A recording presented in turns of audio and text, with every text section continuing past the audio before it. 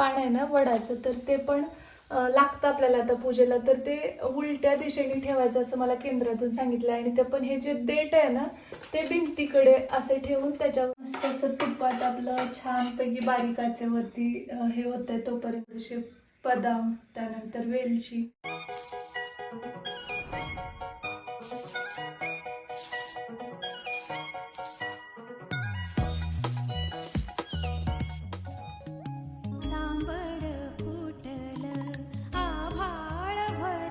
Hi hello नमस्कार. आपल्या चॅनलवरच्या आणखी एका नवीन व्लॉगमध्ये मी वर्षा तुमचं अगदी मनापासून स्वागत करते. तर आत्ता ना डोकं वगैरे धुतलंय मी, अंगणातली सगळी क्लिनिंग झालेली आहे. आत्ता सध्याचं वातावरण दाखवते मी तुम्हाला. आतमधल्या घरातलं थोडंसं क्लीन करायचं आहे अजून, हे बघा, आणि अजूनही अंधार आहेच. तर चला आता मी एक गोष्ट तुमच्यासोबत शेअर करते. अगोदर काल बोलले होते तुमच्यासोबत की आपण नेहमी आपलं जे बँक बॅलन्स आहे ते जास्त असावं यासाठी प्रयत्न करतो, किंवा ते थोडं जरी कमी झालं तर आपल्याला वाईट वाटतं, बरोबर. तर अगदी तसंच आपलं जे आध्यात्मिक बॅलन्स असतं ना ते सुद्धा तसंच स्टेबल असलं पाहिजे. ते कमी झालं की आपल्याला हुरहुर वाटली पाहिजे. आणि मागच्या काही दिवसांपासून मला सातत्याने ते जाणवत होतं, पण कुठेतरी कामाचा व्याप या सगळ्या गोष्टींमध्ये ते राहून जातं. तसं माझ्यासोबत सुद्धा झालं. मी स्वामींचे संकल्पयुक्त 11 गुरुवार करणार आहे आणि आजचा हा माझा पहिला गुरुवार असणार आहे. आणि त्यामुळेच मग अंगणातली सगळी स्वच्छता झाली की मी अगोदर डोकं वगैरे धुवून घेतलं. आणि किचनकडे तर मी अद्याप गेलेलीच नाही. आंघोळ न करता जाऊ नये असं बरेचसे जण म्हणतात, पण काही वेळा त्या गोष्टी घडतात, तर काही वेळा तरी आपण ते अवॉइड केलं पाहिजे. आता स्पेशली जेव्हा वार वगैरे आहे तर त्या दिवशी तरी या गोष्टी आपण कटाक्षाने करायला हव्यात. झालंय असं की मी ना म्हणजे कालच बऱ्यापैकी सामानाची यादी दिली होती यांना आणि त्यांनी आणली पण मला ना जे सारामृत ग्रंथ आहे स्वामींचा ते मला मिळत नव्हतं. मग मी केंद्रात फोन केला तर तिथं ते अवेलेबल नव्हतं. मग त्यामुळे मग मला परत बाहेर कॉन्टॅक्ट करून मग ते अवेलेबल झालं आणि हे घेऊन आले. आणि लगेचच केंद्रातून कॉल आला की अवेलेबल झाले आणि तुमच्यासाठी मागवली आहे एक प्रत, घेऊन जावा म्हणून. मग त्यामुळे आता ना आज दोन्हीही स्वामी चरित्र सारामृत आलेले आहेत आपल्या घरी. ग्रुपवर पण आहे मी स्वामी केंद्राच्या, तर तिथं पण मी सगळ्यांना विचारलं कसं करायचं काय. त्यानंतर मग काही गोष्टी केंद्रातून माहिती केल्या आणि त्यानंतर ठरवलं की नाही हे आपण करू शकतोय. आणि एवढी निष्ठा तर आपली नक्कीच आहे की आपण 11 गुरुवार तरी व्यवस्थित करू शकू. आणि आता लागूया कामाला, कारण आता जर मी बोलत बसले तर मला बऱ्याचशा गोष्टी करायच्या आहेत आणि खूप सारी तयारी आहे. तर त्या सगळ्या गोष्टी करायला बराच वेळ लागतो आणि फर्स्ट टाइम मी हे करते, सो माझा अनुभव तर मी नक्कीच शेअर करेन तुम्हाला पुढे पुढे. तर आता अचानकच लाईट गेली आहे, तर एवढी छान पूजा वगैरे आपल्याला मांडायची आहे, तर सगळं स्वच्छ नीटनेटकं असायला हवं. त्यामुळे मग अगोदर थोडंसं इथलं क्लिनिंग वगैरे करते आणि साडी वेअर करणार आहे. आली लाईट मी पण थोड्या वेळाने, कारण बाकी सगळी कामं करताना थोडंसं ते डिफिकल्ट जातं. आणि सगळं आवरून झालं की मग साडी वेअर करेन. सो चला आता मी हे लागते तयारीला. आपण रेग्युलर तर क्लिनिंग करतच असतो. आठवड्याची क्लिनिंग असते, त्यासोबत महिन्याची एकदा डीप क्लिनिंग असते.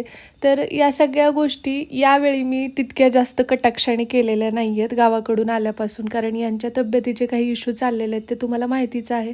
त्यामुळे सध्या प्रायोरिटीज थोड्या चेंज झाल्यात आणि त्यामुळे क्लिनिंगला तितकं लक्ष दिलं नव्हतं. आता उंबरटा वगैरे सुद्धा मी पुसून घेतला आणि फरशी क्लीन करण्यासाठी जे पाणी घेत होत ना तर त्याच्यामध्येच मी गोमूत्र पण टाकलेलं आहे, जेणेकरून जंतुनाशक असतं ते. आणि आज गुरुवार आहे तर या सगळ्या गोष्टी म्हणजे अगदी चकाचक झाल्या पाहिजेत. इथं कायम पूजा मांडत असते मी आणि रांगोळी वगैरे इथेच काढण्याचा योग येतो. परंतु ती जी एकदा काढलेली मी रांगोळी होती ना ती खूपदा मी पुसून काढली आहे कपड्याने, त्याच्यावरती खूप काही टाकून बघितले केमिकल, पण ते निघतच नाही आहे.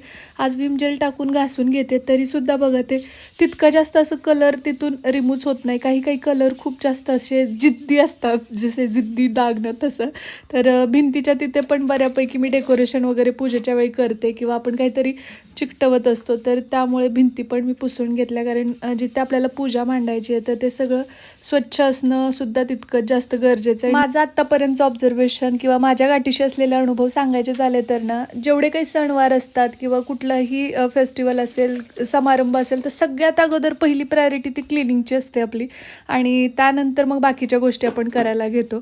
तर म्हणजे हायजीन हा तर एक सगळ्यात इम्पॉर्टंट पॉईंट आहेच, परंतु घर खरंच खूप असं चैतन्याने भरून जातं जेव्हा आपण स्वच्छता करायला लागतो. एरवीसुद्धा खूप जास्त असं नको काही आता खूपच मळबाली वाटलं ना, तर हे करायला घेतलं ना की आपोआप घरात सगळे पॉझिटिव्ह व्हायब्रेशन्स निर्माण होतात.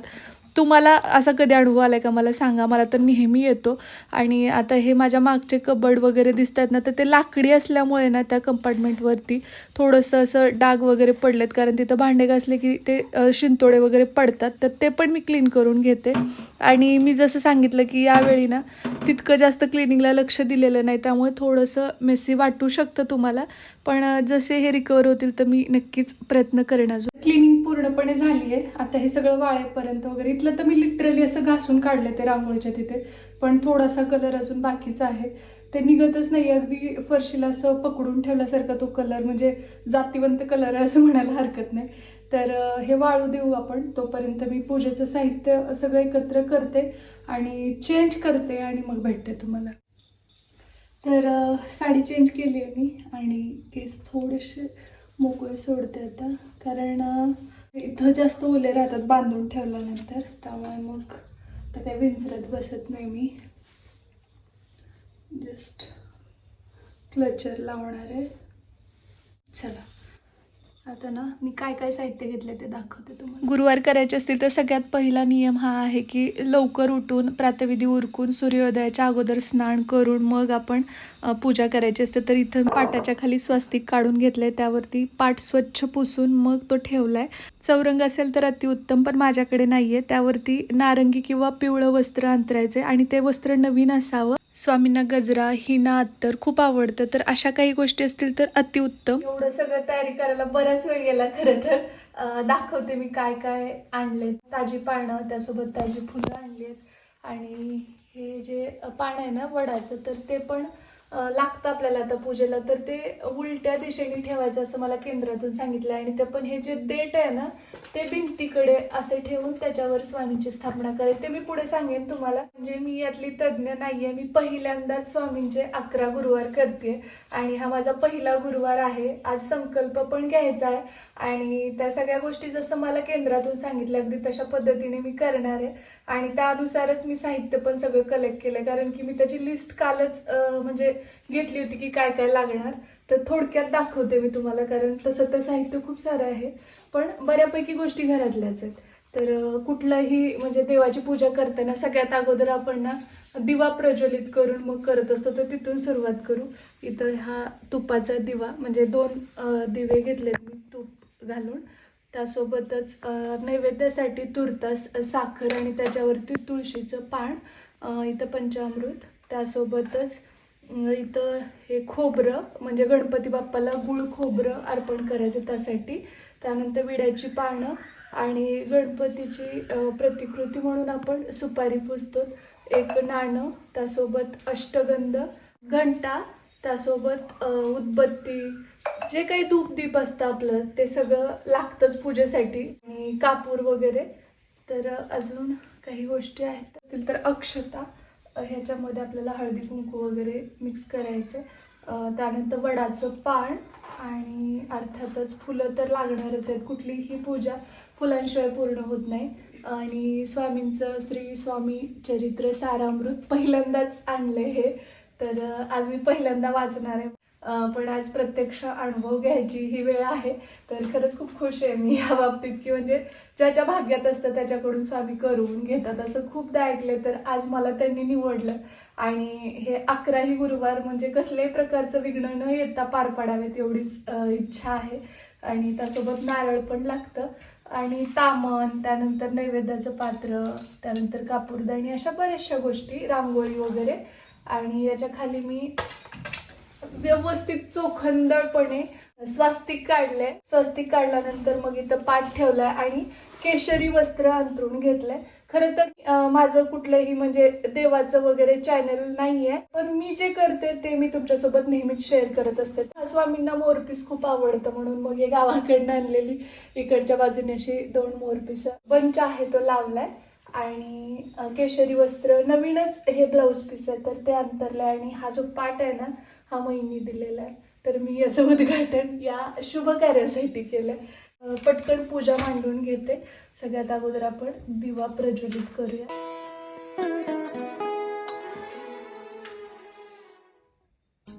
त्यानंतर इथं रांगोळी काढून घेते मी आणि वडाचं पान जे आहे ते पालथं ठेवून देठ भिंतीच्या दिशेने करून त्याच्यावरती अक्षता, गंध, तुळशीपत्र वाहून त्यावर स्वामींना विराजमान करायचं. आपल्या उजव्या हाताला गंधयुक्त अक्षता ठेवून त्याच्यावरती 2 नागवेलीची पानं ठेवून गणपती बाप्पा म्हणून सुपारी ठेवायची. सुपारीची पूजा करून त्याच्यावरती गुळ खोबऱ्याचा नैवेद्य दाखवायचा आणि गणपती बाप्पाचं आवाहन करायचं, कारण की कुठल्याही कार्याची सुरुवात आपण त्यांच्या प्रार्थनेने करतो. आता आपल्याला संकल्प घ्यायचा आहे, तर तो कसा घ्यायचा याविषयी मी सांगितलं की डिटेलमध्ये काल नोट्स काढल्यात मी. जसं त्यांनी सांगितलं होतं त्यानुसार ते पूर्ण लिहिलं आणि त्यानुसारच करते की काही चुकू नये. तर इथं अक्षता, त्यासोबतच फूल, त्यानंतर तुळशीपत्र असं आणि अष्टगंध असं सगळं काही घेतलंय मी. तर सगळ्यात अगोदर गणपती बाप्पाला आपण हे अर्पण करू. स्वामींना हे अर्पण करू. गणपती बाप्पाची इथं पूजा केली आहे मी आणि इथं लाल फूल पण वाहिले. केळी, चिकू, शेप अशी काही फळं सुद्धा आपण पूजेमध्ये घेऊ शकतो जी घरात अवेलेबल असतील. आणि जसं सांगितलं गेलं तसंच अगदी म्हणजे नाही का, उजव्या हाताला गणपती बाप्पा आपल्या उजव्या हाताला आणि डाव्या हाताला घंटा, नारळ, तिकडच्या दिशेने मध्यभागी स्वामी. मी स्वतःला अष्टगंध कपाळी लावते आणि त्यानंतर मग आपण संकल्प घेऊ. हातामध्ये इथं गंधयुक्त अक्षता, त्यासोबत तुळशीपत्र, फूल आणि पाणी घ्यायचंय. आपल्या उजव्या हातात पळीभर उदक म्हणजेच पाणी घेऊन संकल्प घ्यायचा आहे आणि संकल्प करून हातातलं पाणी तामनामध्ये सोडायचं. सगळ्यात अगोदर वक्रतुंड महाकाय सूर्यकोटी समप्रभ निर्विघ्नं कुर्मे देव सर्व कार्येषु सर्वदा या मंत्राचा आपल्याला उच्चार करायचा. पहिल्या गुरुवारीच फक्त संकल्प घेतला जातो. त्यानंतर रेग्युलर आपण ही सगळी अशीच मांडणी आणि पूजा करायची. स्वामी चरित्र सारामृताचं वाचन करणार आहोत. ह्या सगळ्या गोष्टी डिटेलमध्ये तुमच्यासोबत शेअर करण्याचं कारण एवढंच की कुणाला जर करायचे असतील गुरुवार तर त्यांना मदत होईल. अध्याय पहिला. श्री गणेशाय नमः, श्री सरस्वती नमः, श्री कुलदेवते नमः, श्री अक्कलकोट निवासी पूर्णदत्ता अवतार दिगंबर यतिवर्य स्वामी राज परमसुखदेय केवल ज्ञानमूर्ती सकळ विश्वाचा जनिता समुद्र कन्या ज्याची कांता जो सर्व कारण करता ग्रंथारूपी नमोतया त्या महाविष्णूचा अवतार गजवदन शिवकुमार. मी हे 11 गुरुवार कशासाठी करते याच्या मागचं कारण मी जेव्हा हे सगळे गुरुवार होतील, उद्यापन होईल, त्यावेळी तुमच्यासोबत शेअर करेन. सध्या तरी नाही सांगू शकणार आहे. आणि सगळ्यात महत्त्वाचं म्हणजे जेव्हा केव्हा तुम्ही हे अध्याय वाचायला सुरुवात करता तर मध्ये आधे उठायचं नाही आहे. त्यामुळे ना ग्लासभर पाणी हाताशी घेऊन बसलेलं बरं, जेणेकरून मध्ये जर तहान लागली किंवा वाचून नरड्याला कोरड पडली तर त्यावेळी तुम्ही थोडंसं पाणी घेऊ शकता. जर तुम्ही सुद्धा कुठल्या संकटात असाल किंवा काही गोष्टी मार्गी लागत नसतील तर मी तर सांगेन की हे नक्की करा, करून पहा. केल्यानंतर तुम्हाला प्रचिती नक्कीच येईल. माझा तर स्वामींवरती खूप जास्त विश्वास आहे.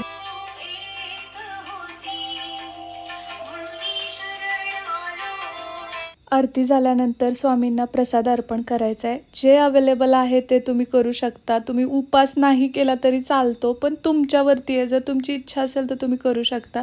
नैवेद्यामध्ये सुद्धा तुम्ही जी भाजी भाकरी खाताना ती सुद्धा अर्पण केली तरी चालू शकते. इतके साधे गुरुवार आहेत हे.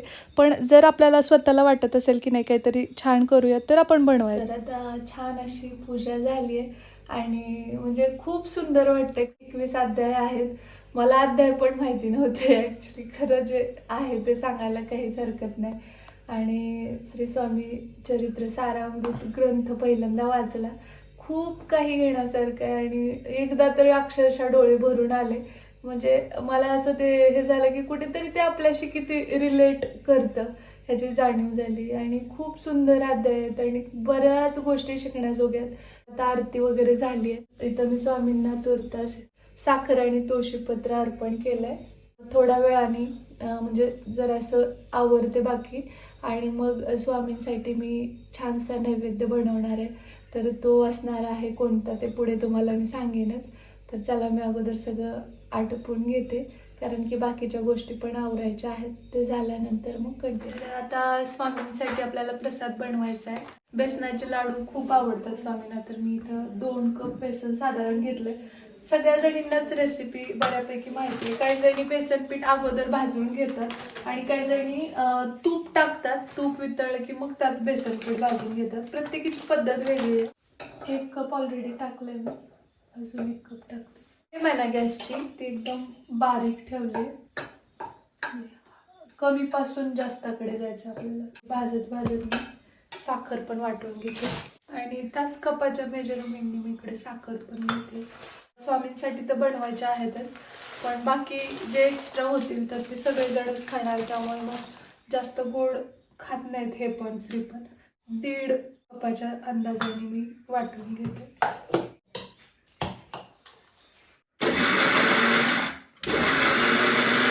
तर इकडं पीठ भाजते मी, आणि शिवाय साखर पण आपली दळून झाली आहे, एकदम अशी बारीक केली आहे. काळे मनुके आणि बदाम घेतले.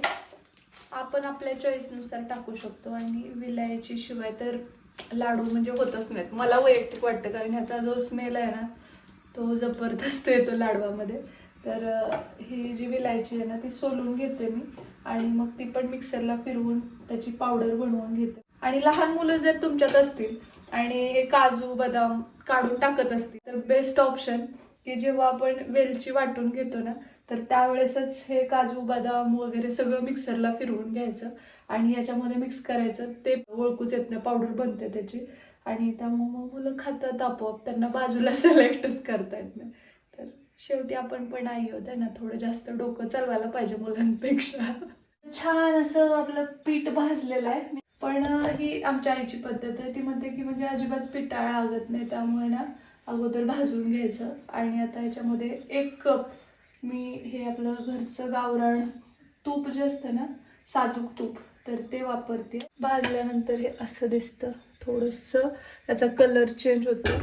त्याच्यामध्ये हे तूप, शक्यतो घरचं तूप असलेलं बरं, पण नसेल तर मग तुम्ही मार्केटमधलं पण यूज करू शकता, पण याच्याने अप्रतिम चव लागते. तर हे आता छान मेल्ट होते. आमच्यात यांना पण लाडू हे आवडतात. तुमच्यापैकी कुणाकुणाला बेसनाचे लाडू आवडतात सांगा. तसं तुपात आपलं छानपैकी बारीक आचेवरती हे होतंय तोपर्यंत ना इकडे मी थोडेसे बदाम, त्यानंतर वेलची हे साखरेमध्ये वाटून घेते. आणि एक महत्त्वाची टिप म्हणजे बऱ्याच जणींचं म्हणणं असतं बेसन लाडू ना टाळ्याला चिकटतात म्हणून, किंवा मग गुटळ्या होऊ नये म्हणून काय करावं. तर म्हणजे मला जेवढं नॉलेज आहे त्यानुसार सांगते, मी काही प्रो नाही आहे याच्यातली. पण जेव्हा आपण लाडू वळायला घेतो ना तर त्यावेळी 2-3 थेंब असं पाण्याचा शिडकावा टाकायचा, थोडंसं ते मिक्स करायचं आणि त्यानंतर वळायला घ्यायचं. त्याच्याने टाळ्याला चिटकत नाहीत. आणि दुसरी टिप म्हणजे बेसन लाडूमध्ये ज्या गुटळ्या होतात त्या होऊ नये वाटत असेल तर बेसन चाळून घ्यायचं पूर्ण आणि मग ते भाजायला घ्यायचं, तर अजिबात गुटळी होत नाही. साजूक तुपातले आपले बेसनाचे लाडू तयार होत आहेत. आणि पहिला गुरुवार आहे त्यामुळे स्वामींच्या आवडीचा पदार्थ बनवायचं माझं अगोदरच मी ठरवलं होतं. साखर याच्यात टाकून घेते. साखरेचं प्रमाण तुमच्या फॅमिलीमध्ये किती मेंबर आहेत, किती पीठ घेतलं यानुसार तुम्ही थोडं कमी जास्त करू शकता. कुणाला गोड आवडतं, कुणाला थोडंसं सपक, त्या हिशोबाने. महत्त्वाची टिप म्हणजे या स्टेजलाच आपल्याला ना लाडू एकदम छान असे येल्लो वाटावे यासाठी ना तर थोडंसं तूप टाकले मी 1 चमचाभर, आणि त्याच्यामध्ये ही खायची हळद आहे, म्हणजे गावरान हळद असते ना आपली, ती टाकायची आणि हे छानपैकी मिक्स करून घ्यायचं. पैकी रेडी झाले, काढून घेऊ आपण बाजूला. थोडंसं पाणी शिंपडून घेतलंय मी, गरम आहे तोपर्यंतच घ्यायचं म्हणजे ते चिकटत नाही. आणि आता ह्याला मिक्स करते छान, त्यानंतर मग वळून घ्यायचे लाडू. चला आता मी पटकन हे बनवून घेते. पहिला स्वामींना लाडू अर्पण करायचा मला. हे बघितलं ना श्रीने तर मग ते मला दे, मग नाही म्हणवत नाही लेकरांना, त्यापेक्षा गोष्ट व्हायच्या अगोदर मी स्वामींना अर्पण करते आणि मग श्रीला. आता सध्या ना हे एकदम गरम आहे, चटके बसत आहेत, पण हे करणं पण गरजेचं आहे. स्वामींपुरता एक करते आणि हे थोडं कोमट झालं की मग बाकीचे वळते. तूप बाहेर यायला याच्यावरती बदाम लावू आपण. खरं तर हाताच्या उष्णतेनं आणि ऑलरेडी गरम आहे त्यामुळे याला सेट व्हायला जरा वेळ लागेल. पण आपण हा एक स्वामींना अर्पण करू आणि मग बाकीचे जरा वेळाने बोलू. तुळशीपत्र,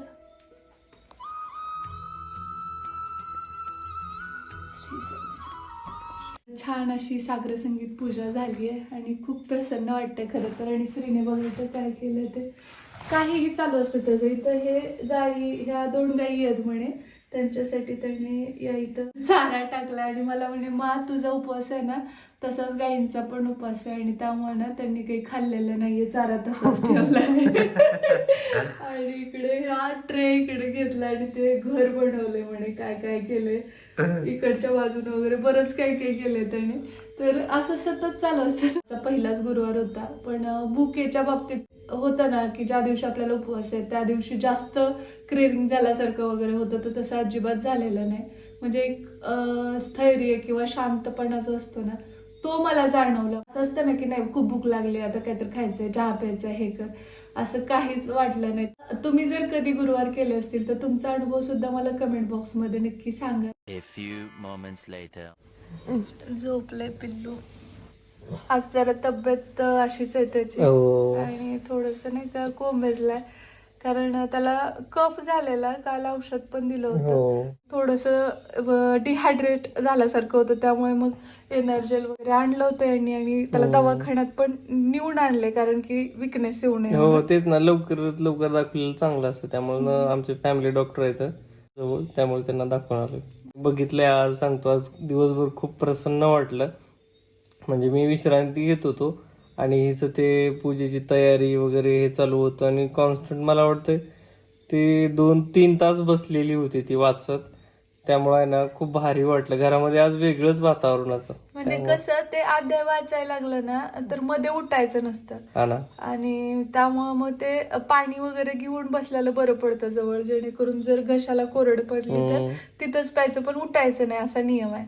आणि हे मला म्हणले की अरे तू किती वेळ बसू शकते एका जागी. खरंच मी मला वाटलं की एवढा वेळ म्हणजे कॉन्स्टंट असंच जर बसलं ना अभ्यासाला तर मी म्हणतो UPSC मधून पोस्ट पण निघल. म्हणजे एवढी एकाग्रता त्या स्वामींची आहे ती आहे ना भक्ती, त्याच्यामुळे तू बसलीस. तसं जर अभ्यासाच्या बाबतीत बी बसलो कुणीही आहे ना स्वामींचा तोच म्हणजे आदर्श घेऊन. अध्यात्मात तेच एक गोष्ट आणि ती पावर असते की तुमच्या स्थैर्यता येते. किंवा साधू वगैरे पूर्वीच्या काळी हे करायचे तपस्या.